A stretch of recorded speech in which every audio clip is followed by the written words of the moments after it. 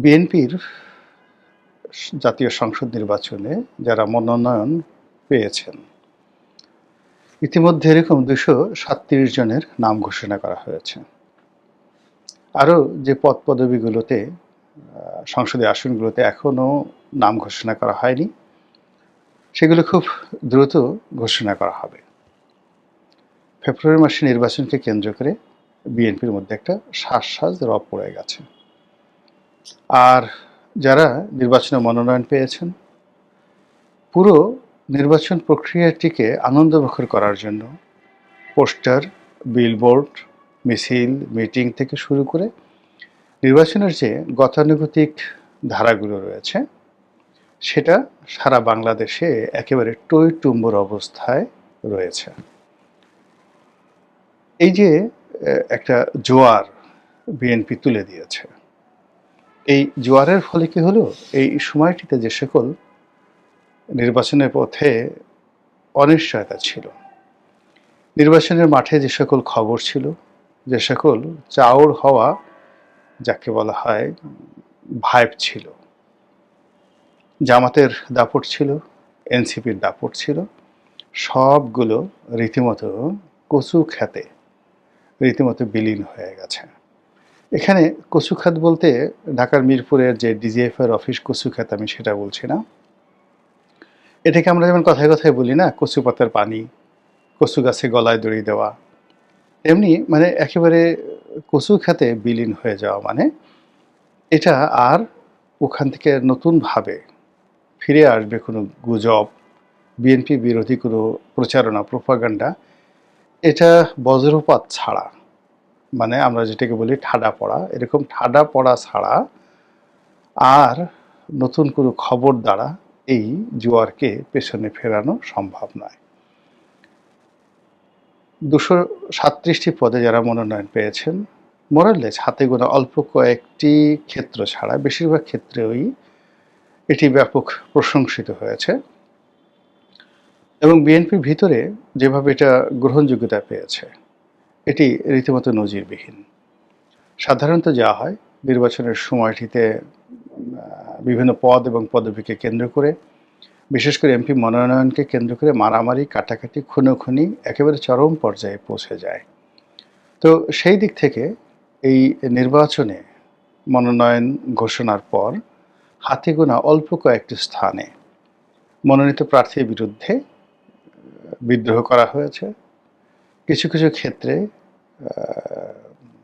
বিএনপির যে হাইকমান্ড, তাদের দৃষ্টি আকর্ষণ করা হয়েছে মনোনয়ন যাকে বলা হয় বাতিল করার জন্য, এবং কিছু কিছু ক্ষেত্রে যে ভুল হয়নি তা নয়, ইতিমধ্যে কয়েকটি জায়গাতে মনোনয়ন বাতিল করা হয়েছে, একটি বা দুটো জায়গাতে মনোনয়ন বাতিল করা হয়েছে। তো এরকম আরও ২-৪টি জায়গাতে হয়তো ভুল হয়ে গেছে। এর কারণ হলো অনেক মানুষ মনোনয়ন পেয়েছেন যারা মূলত জামাতের এজেন্ট, যারা মূলত আওয়ামী লীগের এজেন্ট, অথবা যাদের বিরুদ্ধে স্পষ্টতই নানা রকম যাকে বলা হয় অভিযোগ রয়েছে।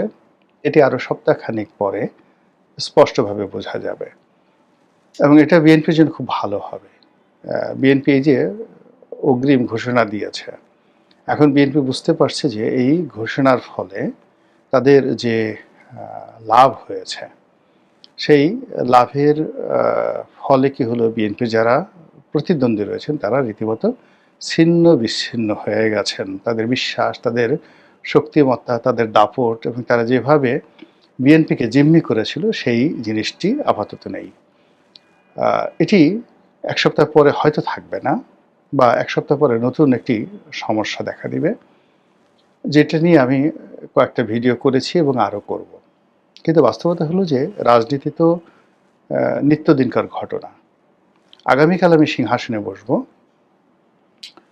রাষ্ট্র চালাবো, সেটা তো অনেক পরের বিষয়। আজকের দিনটিতে যে যুদ্ধের ময়দান, সেই যুদ্ধের ময়দানে আমাকে টিকে থাকতে হবে, কৌশলে, শক্তিতে, প্রজ্ঞায়, মেধায়।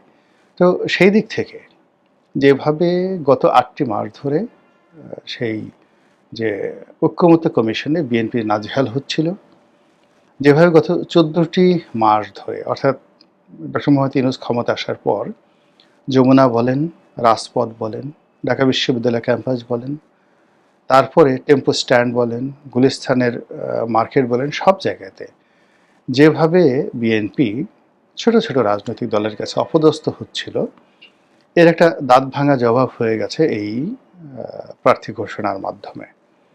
আমি এটার সঙ্গে একটু দ্বিমত পোষণ করছি বা করেছি, আরও করব। সেটি হলো যে এই ঘোষণাটি যদি ২০২৪ সনের সেপ্টেম্বর মাসে দেওয়া হতো, তাহলে ২০২৪ সনের ডিসেম্বর মাসে নির্বাচন হতে পারত।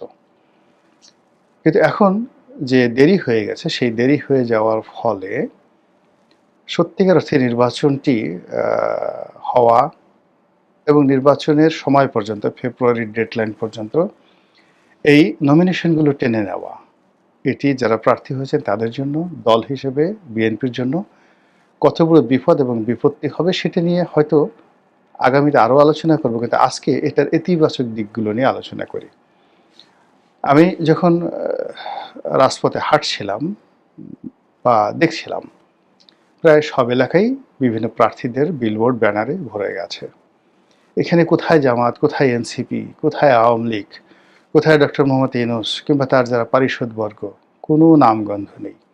কেবলই মাত্র বিএনপির প্রার্থীতে সারা বাংলা সয়লাভ হয়ে গেছে, যতটুকু আমি দেখেছি ইন্টারনেটের মাধ্যমে। তো এর যে ঘোষণা, অর্থাৎ এখন যে এমপি তো সবাই হয়ে গেছেন, এই ২৩৭ জন তারা সবাই এমপি হয়ে গেছেন, শতভাগ তাদের মধ্যে সেই ধরনের একটা আত্মবিশ্বাস। আর এই আত্মবিশ্বাস একেবারে অমূলক নয়। এর কারণ হলো তার কাউন্টার জামাতের প্রার্থীকে, এনসিপির প্রার্থীকে বা অন্য কোনো প্রার্থী আছে কি না এটা খুঁজতে হচ্ছে। দ্বিতীয়ত, বিএনপি যে সিটগুলো এখন পর্যন্ত খালি রেখেছে, ৬৩টি সিট খালি রেখেছে, এই সিটগুলোতে কারা মনোনয়ন পাবেন, কাদেরকে দেয়া হবে, অর্থাৎ এটা যদি অন্যান্য ছোট ছোট রাজনৈতিক দলের প্রার্থীদেরকে দেওয়া হয়, এটা সম্পূর্ণ জলে যাবে।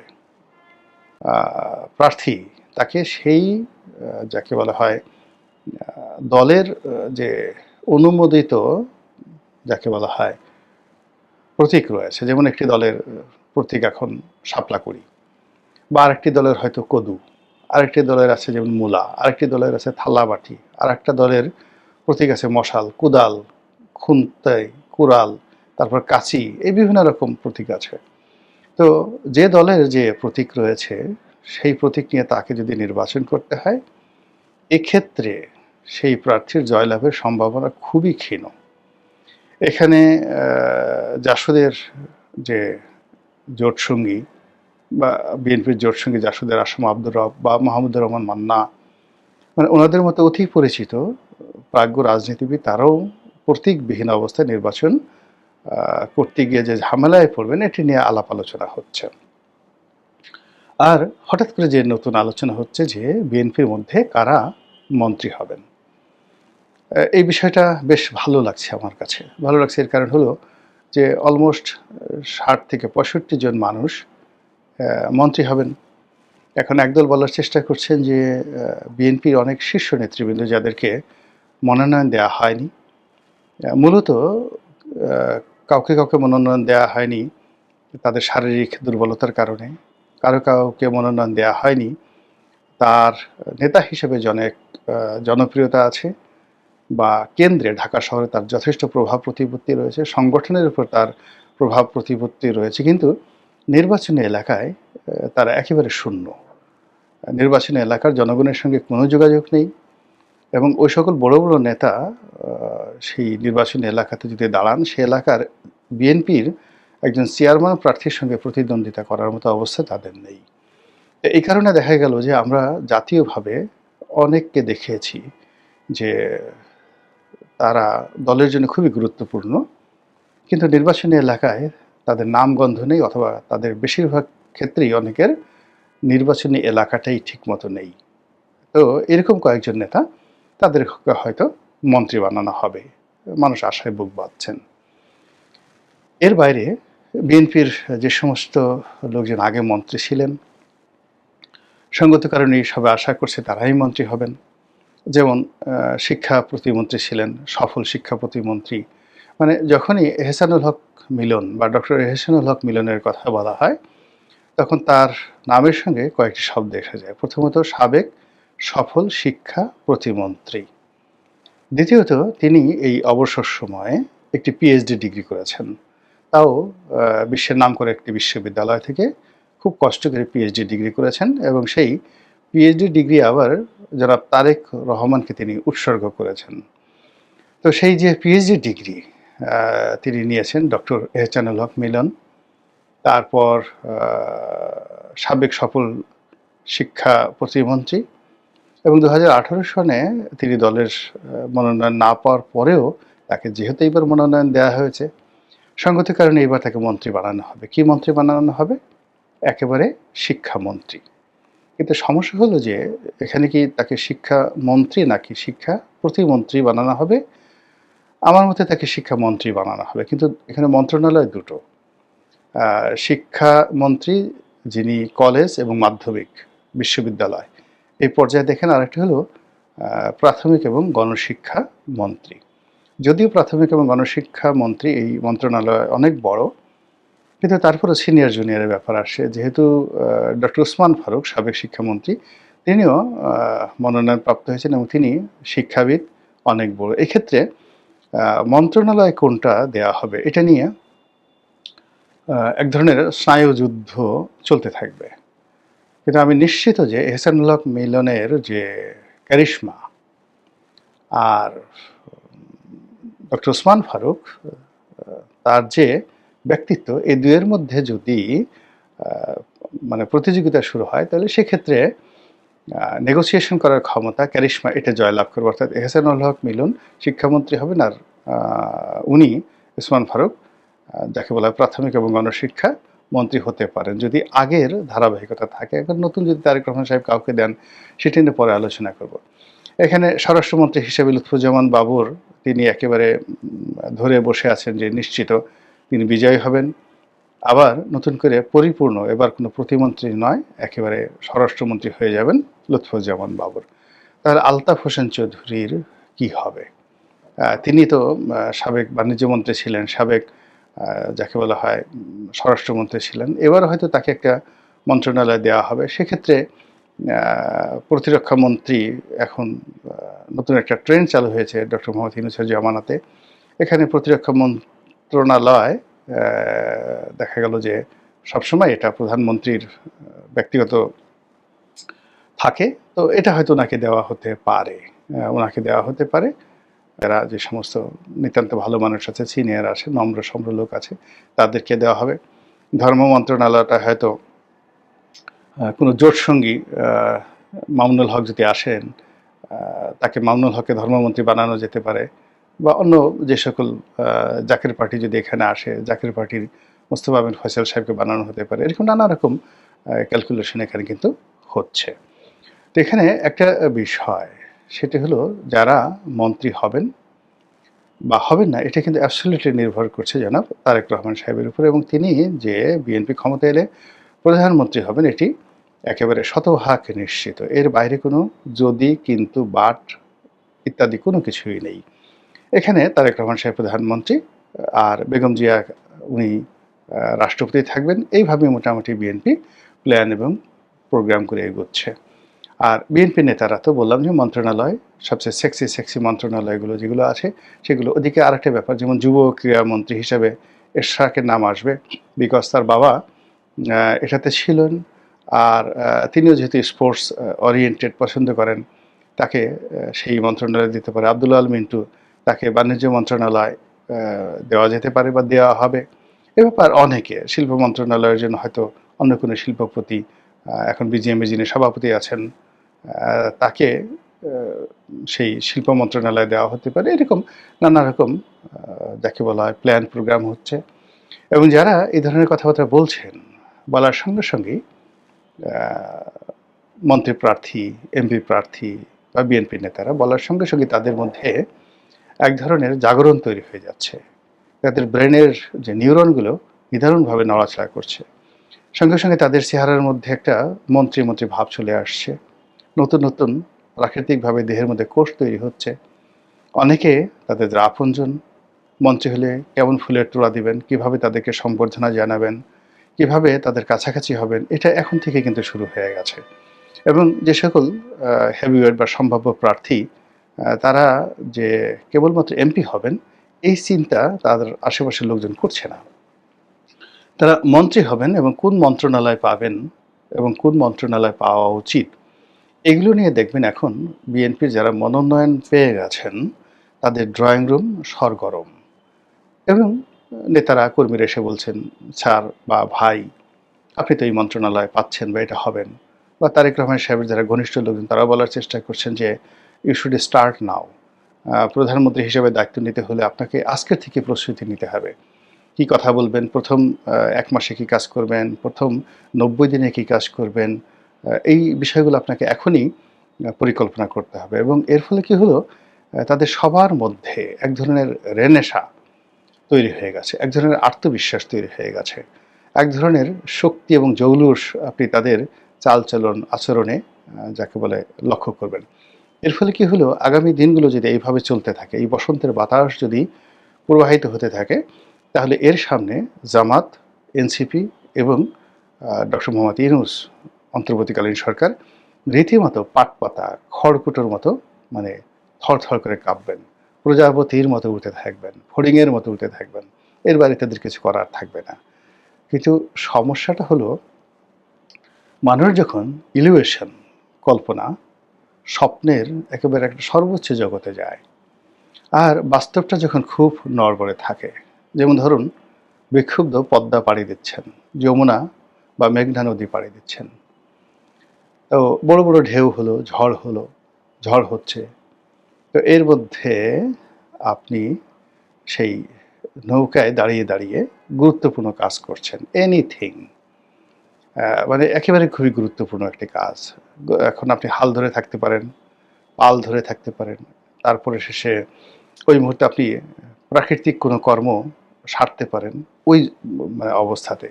মানে আপনাকে একটা কাজের মধ্যে থাকতে হবে, কোনো বসে থাকলে চলবে না। ছোট একটা ডিঙ্গি নৌকা, বোঝার চেষ্টা করুন, ঝড়ের মধ্যে পড়েছে, তা আপনি কিছু একটা করছেন সেখানে। কিছু একটা করছেন এবং সেটা গুরুত্বপূর্ণ, এবং ওটা ওই মুহূর্তে আপনি না করলে আপনার চলবে না। যেমন আপনি নৌকা ফুটো হয়ে গেছে, আপনি পানি সেচছেন, আপনি তারপরে পাল ধরে আছেন, হাল ধরে আছেন, দাঁড় টানছেন, বৈঠা টানছেন, বা আপনি কোনো প্রাকৃতিক কর্ম করছেন, আপনার খুবই ক্ষুধা লাগছে, আপনি খানা খাচ্ছেন, পায়খানা করছেন, পেশাব করছেন, হোয়াট এভার এনিথিং, মানে আপনার ওখানে ওই মুহূর্তে ওই কাজ ছাড়া অন্য কোনো কাজ করার কোনো সুযোগ নেই। আর ওই কাজ করতে করতে গিয়ে আপনি হঠাৎ স্বপ্নে বিভোর হয়ে গেছেন। আপনার বিয়ে হবে, আপনি মানে নদী পার হবে সেটা পরের ব্যাপার, আপনার বিয়ে হচ্ছে, বাসর ঘরে যাচ্ছেন, আপনার স্ত্রীর সন্তান হচ্ছে, আপনার স্নেহময় সন্ততি আপনার দিকে আসছে এগিয়ে, এরকম নানা রকম আপনি স্বপ্ন দেখছেন। হঠাৎ করে একটা ঢেউ এলো। আপনার স্বপ্নের অবস্থা কী হবে, কর্মের অবস্থা কী হবে, আর আপনার অবস্থা কী হবে, এটা বোঝার চেষ্টা করুন। নরমালি যেটা হয়, মানুষ যখন খুব গুরুত্বপূর্ণ কর্মের সময় ইলিউশন দ্বারা আক্রান্ত হয়, স্বপ্ন দ্বারা আক্রান্ত হয়, কল্পনা দ্বারা আক্রান্ত হয় এবং কৌশল করতে থাকে। যুদ্ধের ময়দানে কৌশল হয় না। যুদ্ধের শুরুর আগে কৌশল করে, কিন্তু যুদ্ধ যখন শুরু হয় তখন সেখানে শক্তিমত্তা প্রদর্শন করতে হয়, কোনো কৌশল না, জাস্ট প্র্যাকটিস অ্যান্ড পাওয়ার। তো ওই সময়টিতে যদি আপনার কোনো স্বপ্ন পেয়ে বসে আর আপনার উপরে যদি কোনো আঘাত আসে, সেই আঘাত হওয়ার পরে আপনার যে স্বপ্নের বেলুনটি ফুস করে, টুস করে, ফটাস করে ফেটে যাবে। আর দ্বিতীয়বার আপনি সেই আঘাত প্রতিহত করার, নৌকা চালানোর, সমুদ্র পাড়ি দেওয়ার বা নদী পাড়ি দেওয়ার যে শক্তি যতটুকু আপনার ছিল সেইটুক থাকবে না।